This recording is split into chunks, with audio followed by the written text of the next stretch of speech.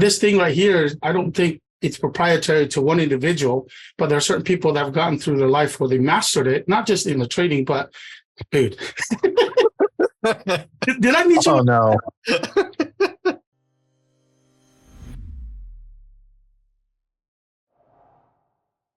My name is Kulesa Falo, but if you want my full technical name, it's Bati Bele Kulesa Tuiafalua Falo, but people just call me Cool for short.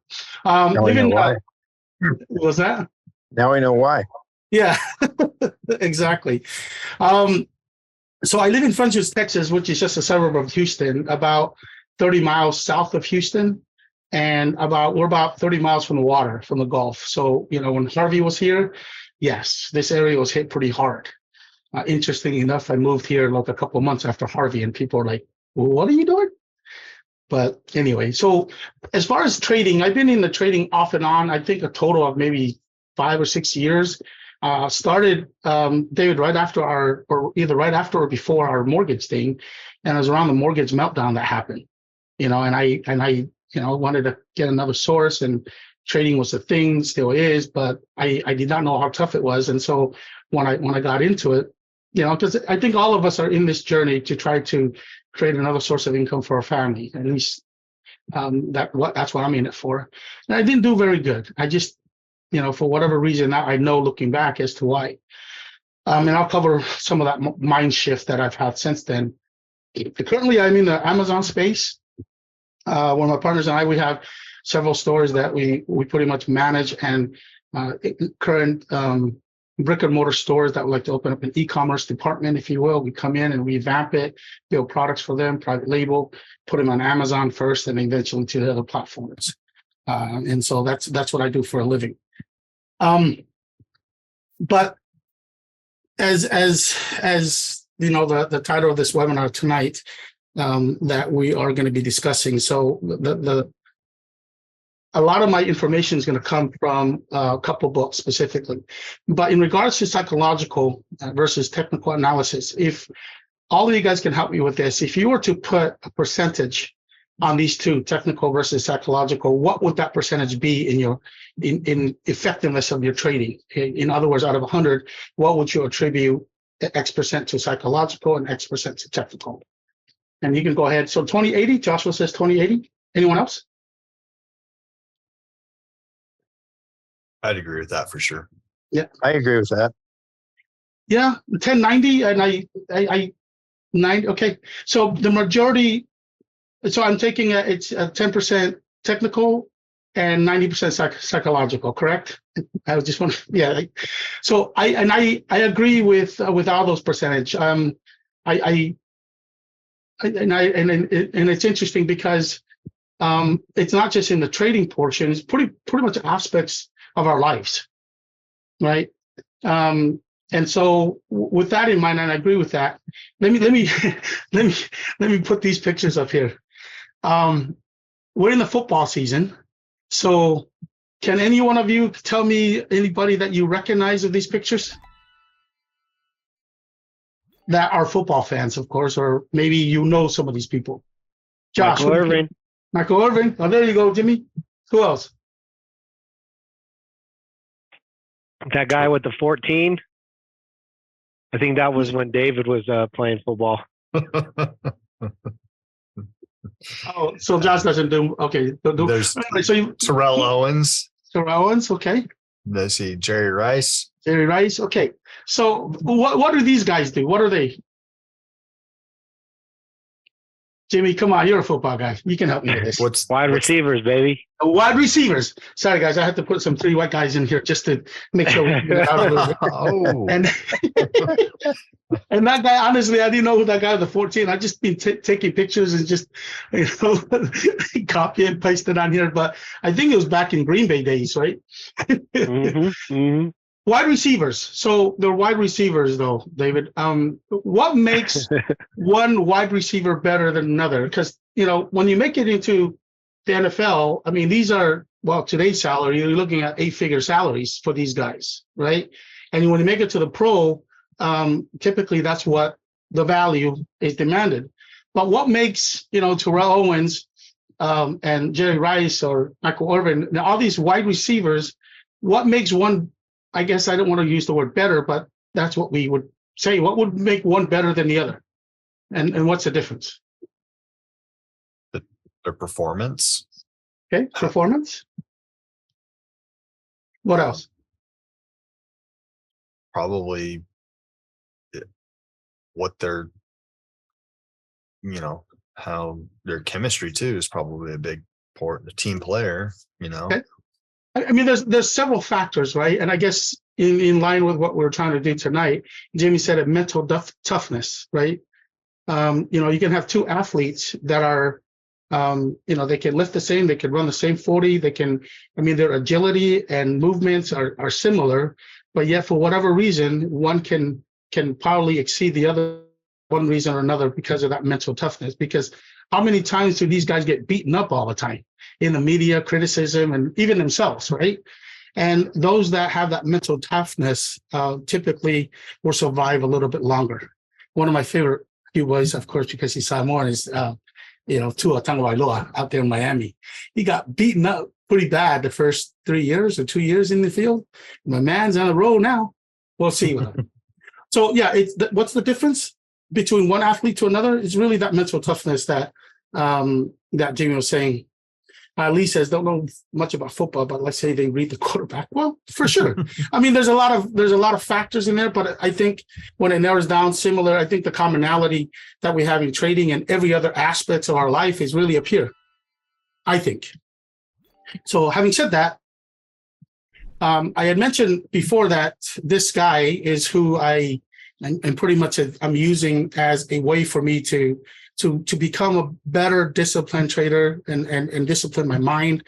Now, there are many people out there that write books and have audios and everything, and I would definitely encourage you to pursue any of those people that you resonate with. There are certain people that you can just resonate with and you can learn, and there's others that don't. And that does not to say that one is better than the other. This is just what I've chosen to utilize to glean as much as I can of these 30, 40 years of experience to try to help me. I've read other books and I still read other books, but I always come back to this and try to regurgitate and try to utilize what he's talking about and how he's been able to help a lot of people, since the 70s, and not only through the journey that he's gone through. So this isn't my stuff.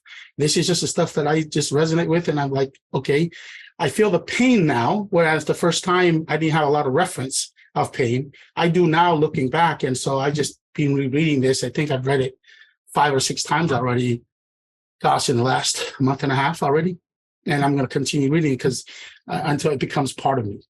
Okay. So Lee says, great book. Yeah, and I agree. And then as I continue talking, and since you've read the book, there's some probably aspect, because there's no way I can cover 100% of the stuff that's in here. And I'm just taking a glimpse, and in the hope that you also can try to pursue and learn and, try to help out the leagues and the community that we're in.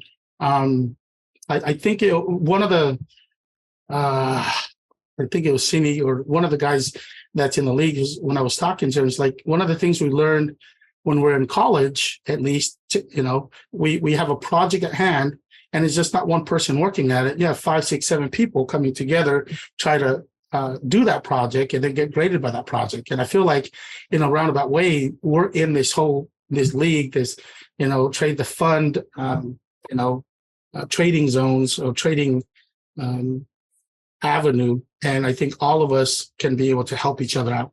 And so I am open to that, to receive some feedback as well.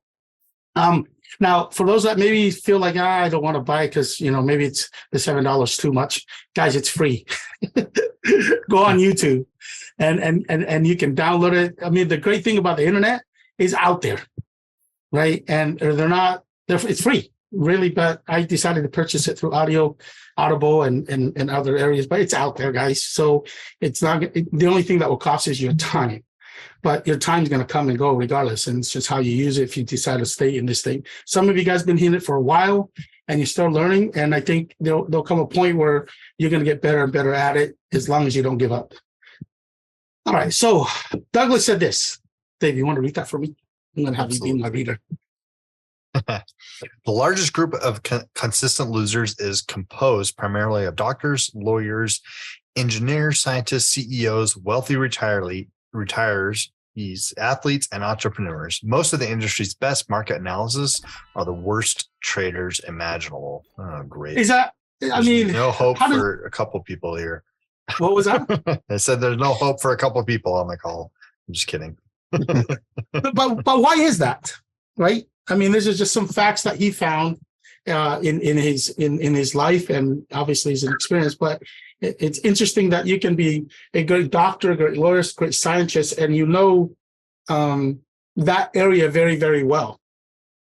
And then you come into the trading world, and it's like, wow, this is tougher than we thought. Has any of you have had those experiences? Those that have been in it for a little bit? Yes, no? Yes? Absolutely. Yeah, I'm on the entrepreneur side. I've had a landscape company back in like '08. I've had a couple other things that were successful. And it was, going into trading was hell. All right, so we're all in the same room here. We're all in the same boat or canoe, if you don't mind me using back in the island.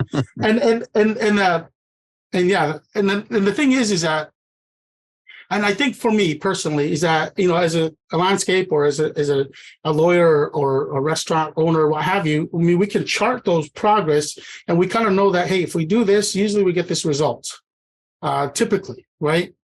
Athletes, for example, right? And they can chart how fast they run, and they can improve just by a little bit. And so there's measurable results that comes from what we do on a normal basis, because that's what we do. We come into the world of trading, you can't. You can measure it, but it's kind of hard to do the next trade when you don't know what's going to happen, in part. And he covers this and I would highly suggest, again, because we could use some more mind power into getting to assist us in trading. But yes, interestingly enough, when I read it the first time, where you have people that are very successful in other areas can't do very well here. And I think all of us understand that if we've been trading for a while. Lee says, having been a former software analyst, it's hard to toss your analysis out the window. Yes, we need both. We need both.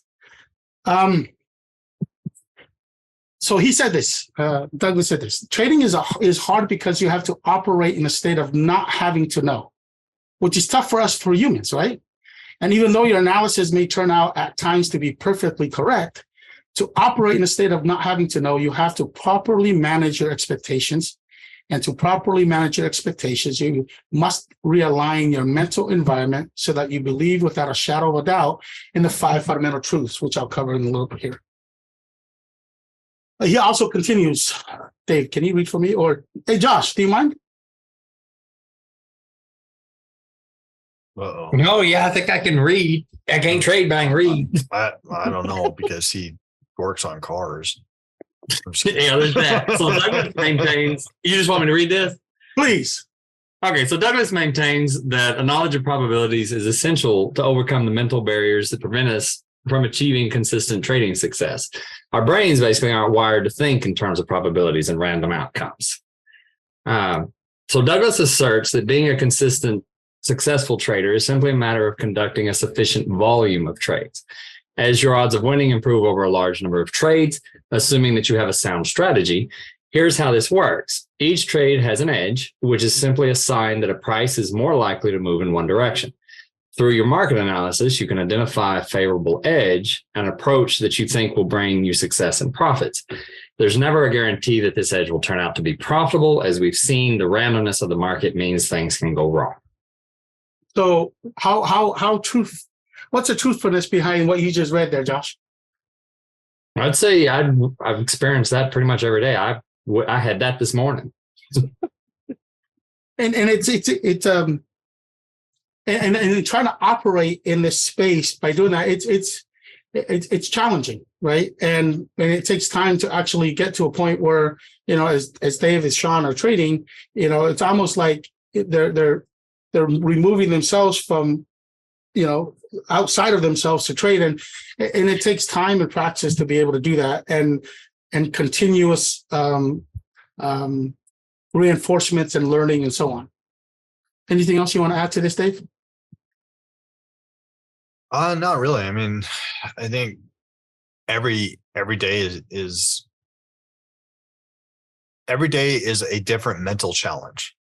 Does that make sense? And so every trading opportunity proposes its different mental challenge. That's the only thing that I would add, right? And so by understanding, like he says here, each trade has an edge. Every trading session has its own psychology attached to it. And when you learn how to master that, your own emotions, it really helps you a ton in trading, for sure. Does that make sense? Yeah, thank you. And he continues, trading is probably the hardest thing you'll ever attempt to be successful at. We've already covered that. So the mental shift. Sorry, guys, there's a lot of good stuff here that sometimes it's easier for me just to read his thoughts and then just kind of discuss it, because he puts it such a good way. So he says, what separates the best traders from the rest?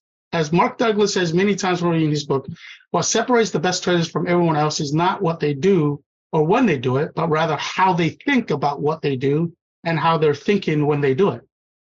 If your goal is to trade like a pro and be a consistent winner, then you must start from the premise that the solutions are in your mind and not in the market. Winning and consistency are states of mind in the same way that happiness, having fun, and satisfactions are states of mind. The best traders stay in the flow because they don't try to get anything from the market. They simply make themselves available so they can take advantage of whatever the market is offering at any given moment. How do I get into such a mental state? Learn to really accept the risk of trading, which means to accept the consequences of all your trades without emotional discomfort or fear. How difficult is that? Pretty difficult. But if you can learn to create a state of mind that is not affected by the market's behavior, the struggle will cease to exist. There's a lot of good truth behind this thing, especially for those that have lost real money, not fake money, in this thing. And it's interesting because, like, my demo accounts have grown dramatically, but yet I struggle with my live account. And I think that's just something that's, you get better at it as you continue, because he was saying that you got to do a lot of volume of trades. You can't do 100 trades and expect to be successful. You got to do, how many trades have you done in your career so far, Dave? I couldn't count. I can't count number. Yeah. Because I do hundreds of trades a day. Do you know what I mean? So. Yeah. And over so long, eventually you're able to read patterns, and you're able to be able to have that experience from doing thousands and thousands and thousands of trades. And I think, like you were saying, we quoted earlier, is the volume of trades that put in there. But the thing that it's interesting for me is that how we think about what we do and what we're thinking when we do it. And so everything comes back to the psychological part that we've been talking about. So again, reinforcing, this is him. If I had to distill all the reasons down to one, I would simply say that the best traders think differently than the rest. And I think we've already established the truthfulness behind that. And I know it's simple, but yet it's not. It's a lot harder than what it is, right? So these are the 5 fundamental mindsets that he had in his book. That in our trading, anything can happen. Anything can happen, right?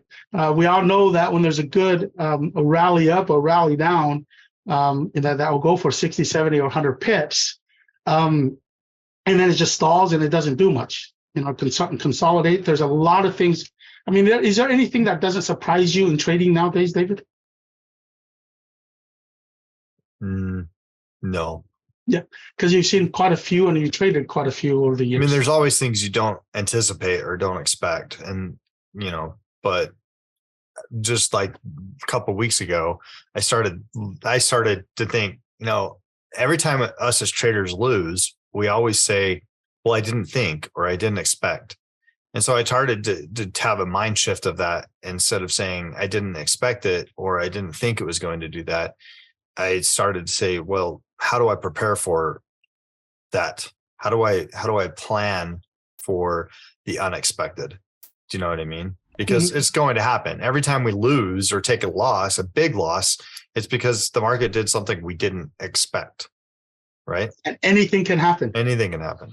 Yeah, And so some of the challenges that I'm looking to get better at is that sometimes if there's a good rally, it's easy for me to, get 4 or 5 pips, get out, get in there, and it's still going, right?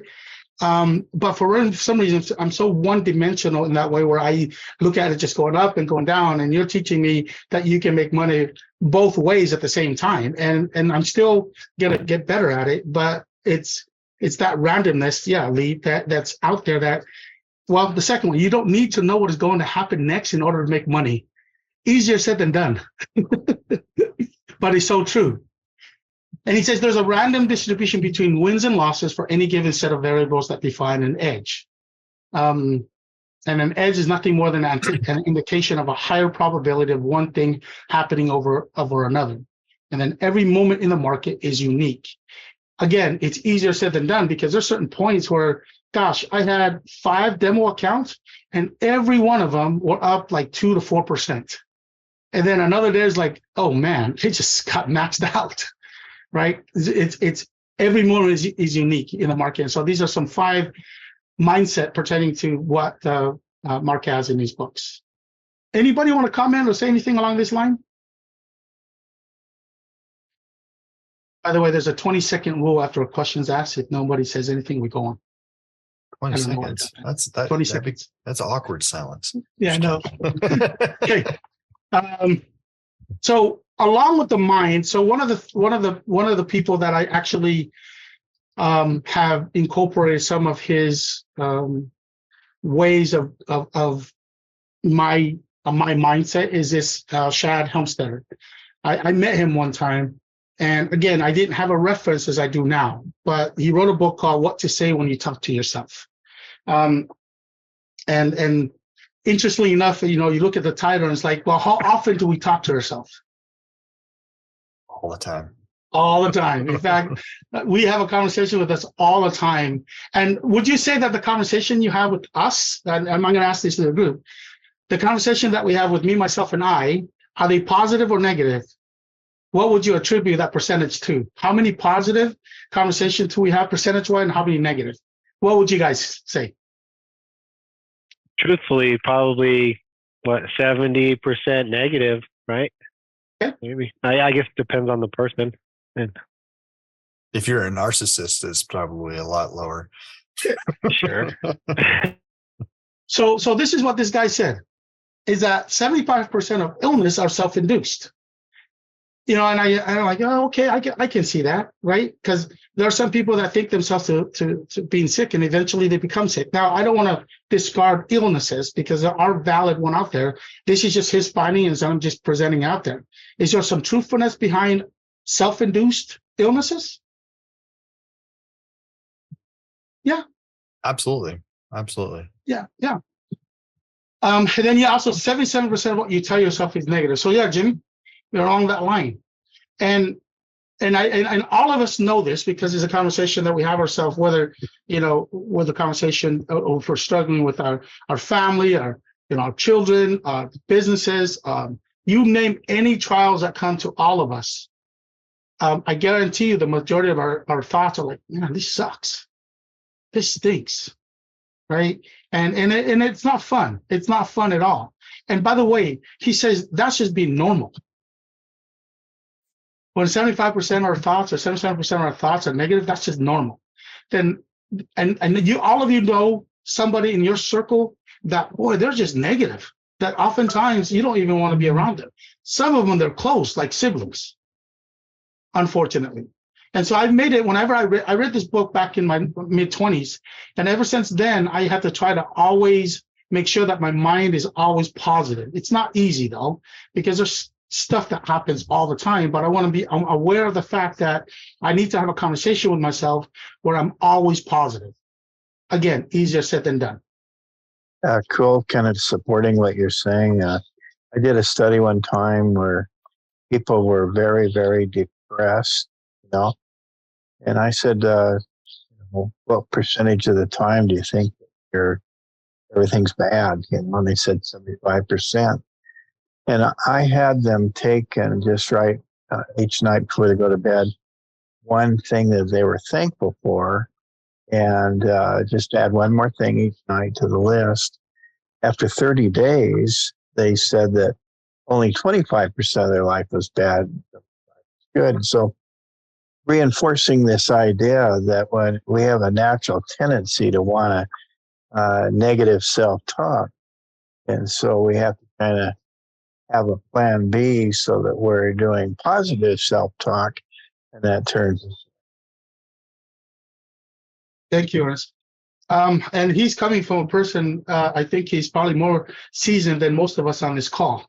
So he's had a lot of experiences in this, I would imagine, right?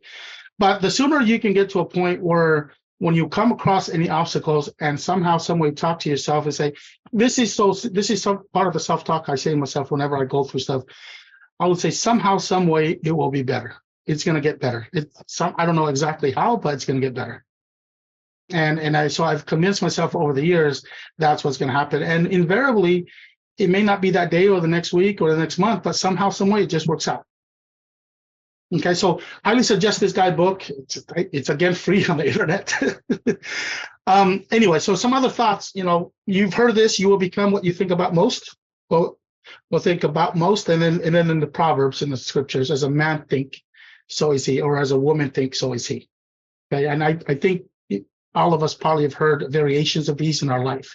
Yet, why is it so difficult? Because it takes daily practice, just like our trading. It's daily practice.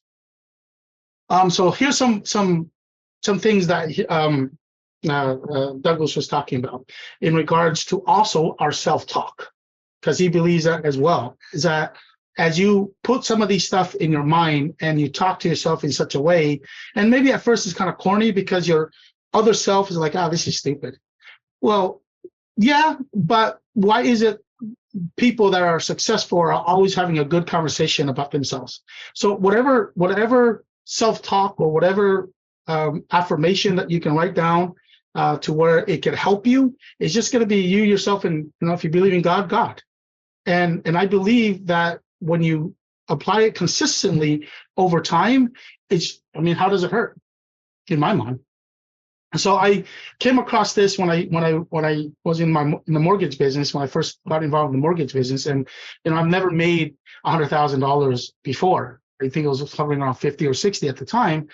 And one of the guy I learned the mortgage business from believed in self-talk a lot, and he did several meetings on it.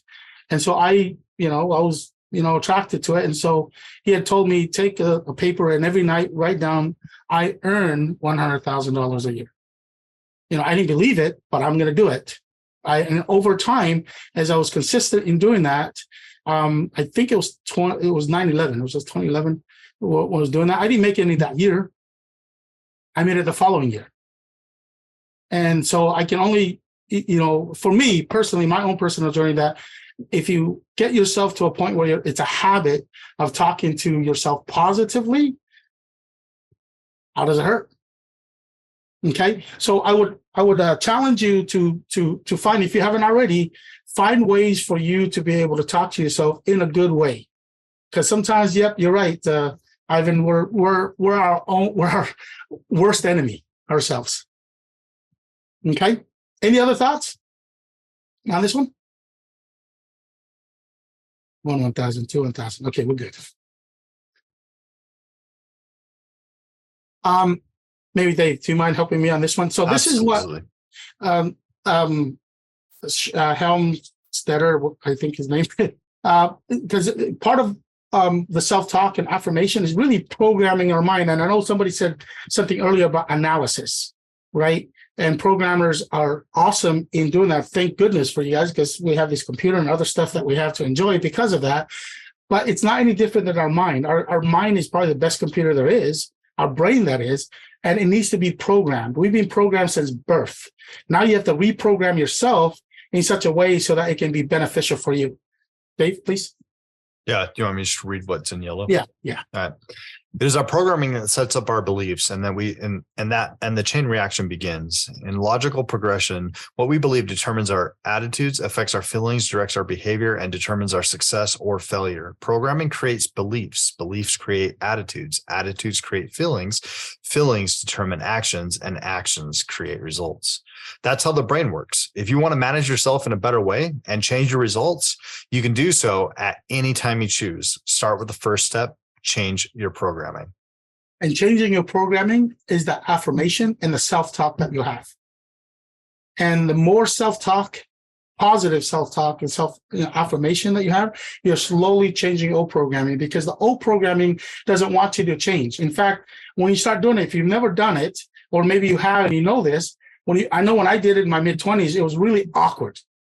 Here I am speaking to my future self, I'm going to earn 100 grand, but it didn't materialize. And so some doubt would come in, which is the opposite of faith and hope that you're trying to do. But the more you do it, the more you reprogramming your thoughts and your beliefs. And before you know it, the sequence will happen from beliefs to attitudes to feelings to actions. And then all of a sudden results will start happening. And by the way, go ahead, Dave. No, go ahead. No. And this is, it seems like all successful people, if you talk to them, they'll say the same thing. So it's not something that's new. There's a lot of successful people who have used the same methods to do it.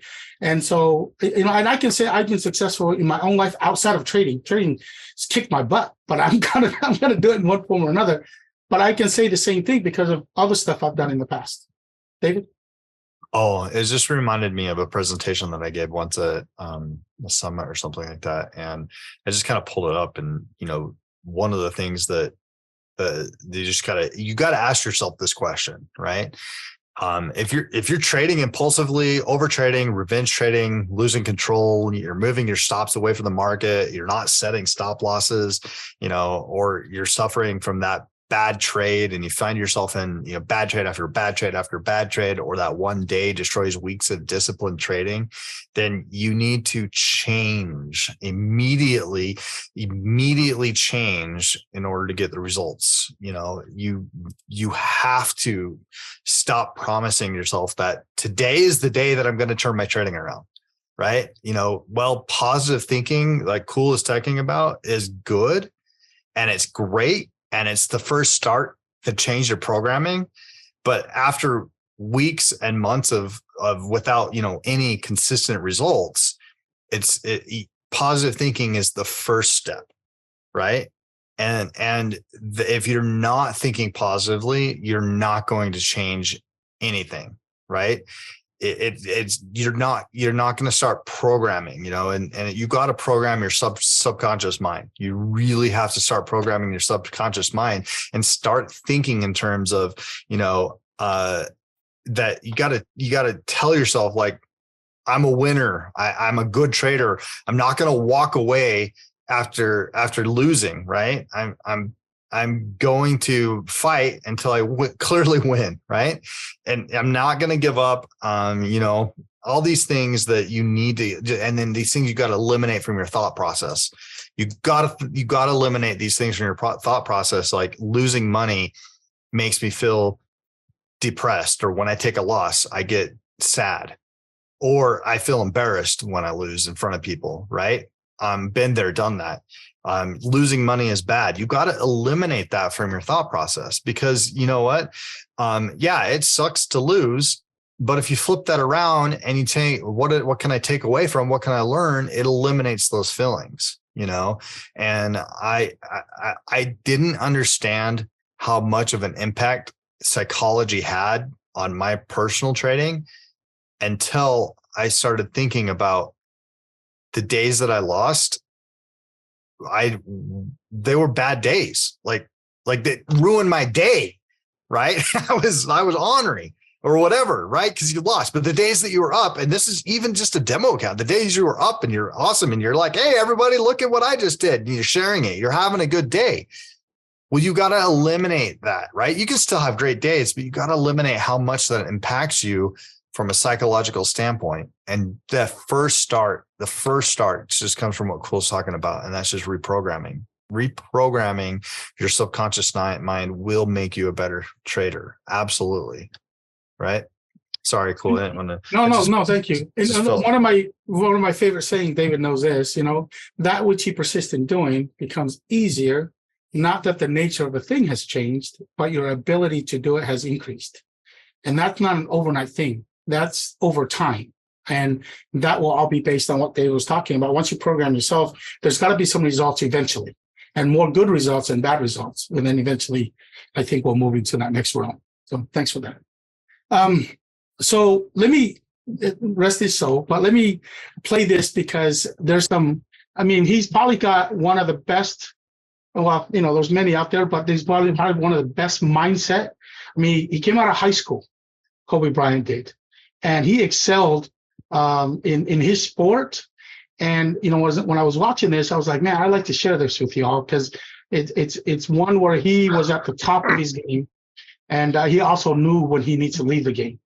But the process that he went through to transform his mind is just unbelievable.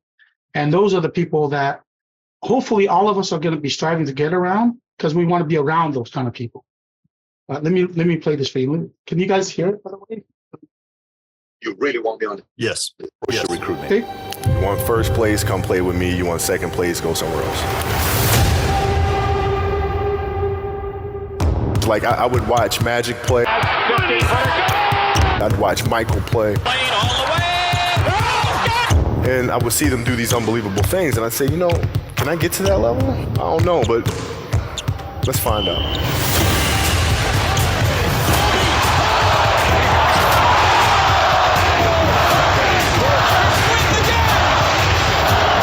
That's why he's the best player in the game. Everything was done to try to learn how to become a better basketball player. Everything. And so when you have that point of view, then literally the world becomes your library to help you to become better at your craft. So because you know what you want, the world's giving you exactly the information, 100%, you become better at it. Because you know what you're looking for. So many guys tell stories about your work ethic. Yeah. What was really your work ethic like, and for how long did you stay disciplined?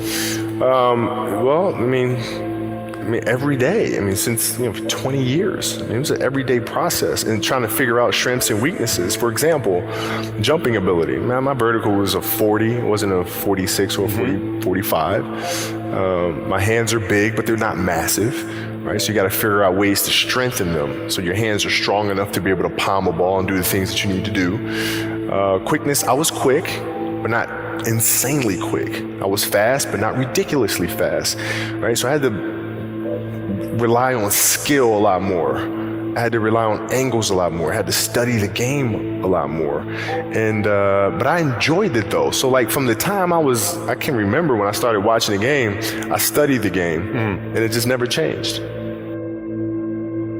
It's a good separation for me, emotionally, to be able to put myself in a place where at practice or when I'm training or during games, I switch my mind to something else. I switch my mode into something else, right? For me, it's the equivalent of Maximus, Decimus, Meridius, and Gladiator picking up the dirt, smelling the dirt. It's go time, right? So that was my mental switch. It was like an actor getting ready for a film. You got to put yourself in that cage. When you're in that cage, you are that character. And then when you leave there, it's something completely different. But when I'm in that cage, bro, don't touch me, don't talk to me. Just leave me alone. How did you get mentally and emotionally so strong where it doesn't bother you? Well, you got to look at the reality of the situation. Like for me, it's not, you kind of got to get over yourself. It's not about you, man. Like, okay, you feel embarrassed. You're not that important. Like, get over yourself. That's where you go. Get over yourself, right? Like, you're worried about how people may perceive you, and like you're walking around and it's embarrassing because you shot 5 air balls. Get over yourself, right? And then after that, it's okay, well, why did those air balls happen? Got it. High school, year before, we played 35 games, max. Right? Week in between, spaced out, plenty of time to rest. In the NBA, it's back to back to back to back to back to back to back. I didn't have the legs. So you look at the shot, every shot was online, but every shot was short. right? I got to get stronger. I got to train differently. The weight training program that I'm doing, I got to tailor it for an 82 game season so that when the playoffs come around, my legs are stronger and that ball gets there. So I look at it with rationale and say, okay, well, the reason why I shot air balls is because my legs aren't there. I go, well, next year they'll be there. That was it. Done. Were there some names that you looked at and says, these three guys are as crazy as I am? At the time, I deal with what I've referred to as Goat Mountain. I went to Goat Mountain and I talked to Magic, Michael, Bird, Keem Olajuwon, Jerry West, Oscar Robinson, Bill Russell. So I would talk to them. What did you do? What were your experiences? Michael in particular, he's become my big brother. He's been my big brother since I first came in the league. And what was that process like?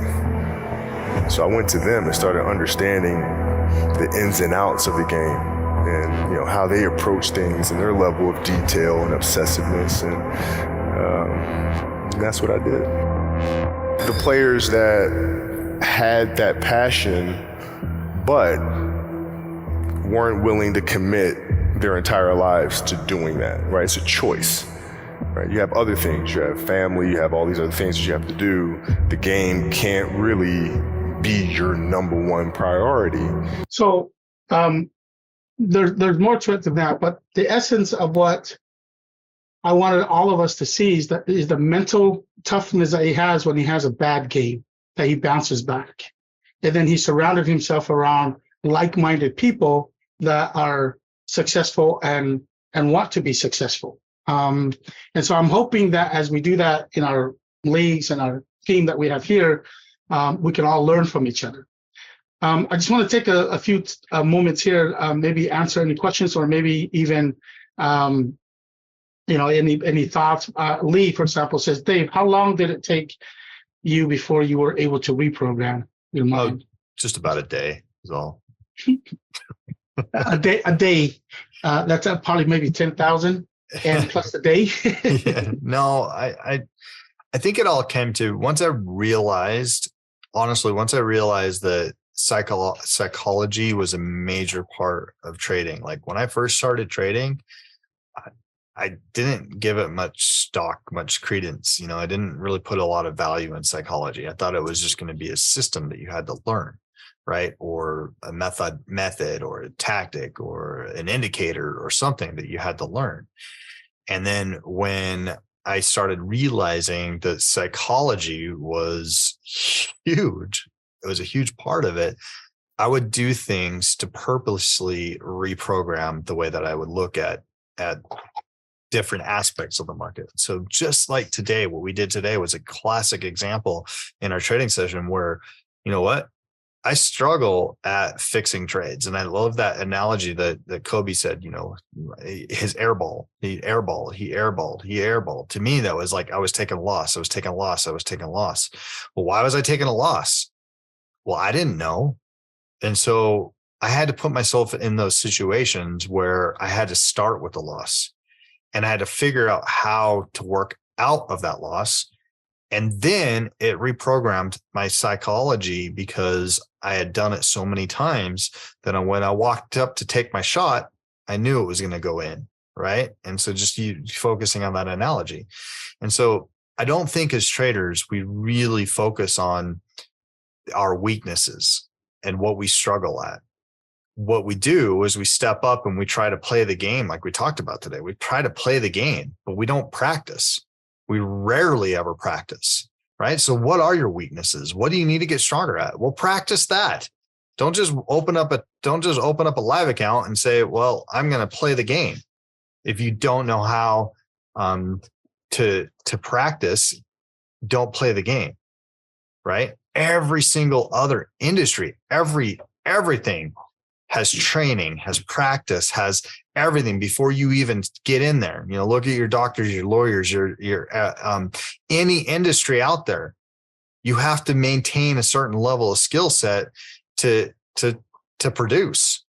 And if you're not practicing, whether it's the things you're bad at or up here in your head and reprogramming, then you're not getting better as a trader. You're staying still, you're staying stagnant, and you're just not getting better. And so it's the moment in time that you realize, where do you suck at? Turn your strengths and turn your weaknesses into strengths. And when you do that, you will reprogram your brain. And it does take time. Absolutely. Just one day. Ivan says he wants to be a better loser. Absolutely. Absolutely. Take the loss and be glad that you learned something. Right. Perfect. Thank you, Dave. Anyone else have any thoughts or questions that they want to pose?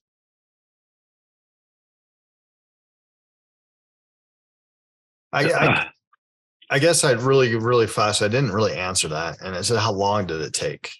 And I can't really put a timeline on it because it really did take me about a couple of years before I realized psychology was impactful. So once I figured that out, my trading curve really skyrocketed. So, but everybody told me that, but it took me a while to really sink that in. So I'd probably say about year 3 or 4 but if you guys can learn that now, that psychology, and take that, especially if you're new or whatever, that's going to expedite that learning. Sorry, I didn't mean to cut off anybody who was going to say something. Please say something. That person that wanted to say something, go ahead. I think it was Jimmy. Jimmy wanted to say something. Did I? Yeah, no, I mean, it's just all about mental toughness. I'm reading the Hard 75 right now, which is really neat. And, but yeah, just continue to have practice, right? I like how Dave says that if you're not willing to practice and put the time and effort into what you want to do, and then going out there and just thinking you can wing it, not going to cut it, right? You have to find those times, even if it's just 30 minutes or whatever, to be able to focus on your craft and hone it. And that's again the difference between successful people and people who are not.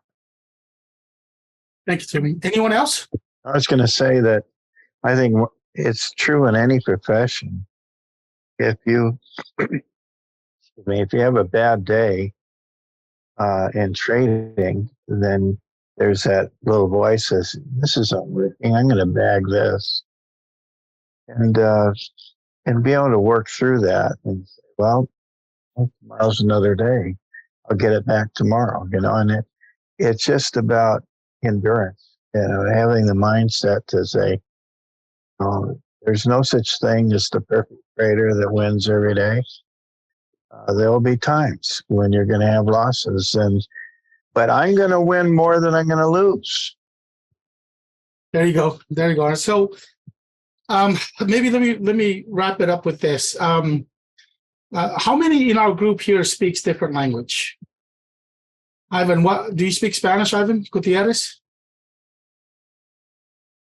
What languages do you speak other than English?